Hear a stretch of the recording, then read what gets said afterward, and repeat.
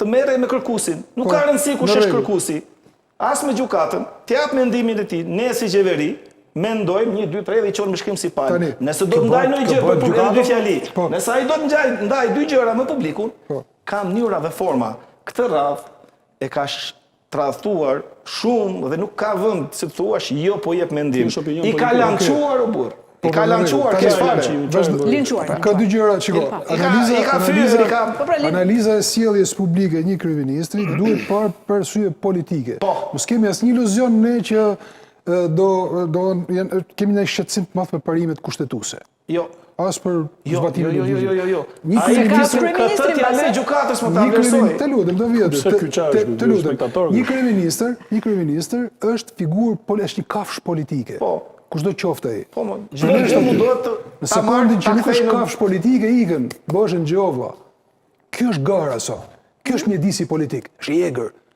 Kjo kafsha politike ka votuar për një drejtësi të retë, pavarur. Po të lutem, dakord, të gjithë kryeministrat e suksesshëm në Shqipëri, që kanë qenë gjatë në pushtet, kanë qenë kafsh, nuk kanë pas parime.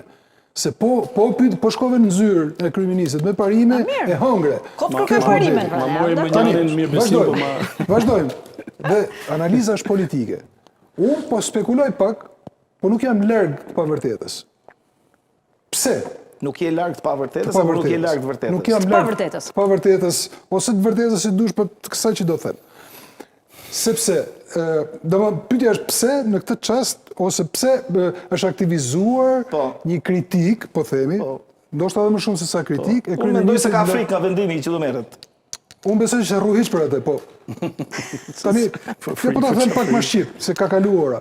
Domethënë çështja nuk ka problem, sepse në kuptimin e gjetjes instrumentit legal, kryeministri me 83-86 vota në parlament e ka sigurinë në mënyrë absolute.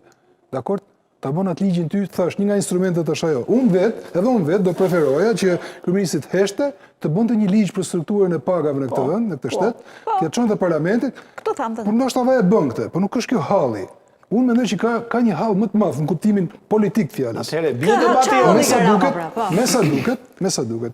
Ky rast, dhe nuk është vetëm ky rast, të njëjtat fjalë keni thënë edhe kur foli për atë pushteteve që thuat i për Belin. Ka lënë gjapa i thonë gjykatës kushtetuese? Gjon, shpirtos pa i thënë se të gjitha bashkë për këtë po them. Po, pra mbledh, po pse? Pra se kjo është pyetja. Pse? Çka ka pas kësaj? Me monitorimin. Mos ndoshta ka ardhur koha. Që pas 10 vjetësh reformë në drejtësi. Po këtu na dole, pra ne këtë po përpiqemi të kuptojmë. Po se s'po mlenit marraj pra. Unë kuptova çfarë do thuash. Jepi. S'mini lan marraj, unë ja thosha, do ja them kur doni. Mos ndoshta pas 10 vitesh ka ardhur. Mos ndoshta ka ardhur koha që pas 10 vjetësh, megjithënë duhet bërë diçka në sistemin e drejtësisë. Mos duhet vlerësojmë çfarë kemi bërë keq dhe çfarë duhet shkojë më mirë. Mos duhet bëjmë një punë, po ç'a ndodh? Po pse duhet bërë me tamtame? Sepse mos duhet na e thot troç.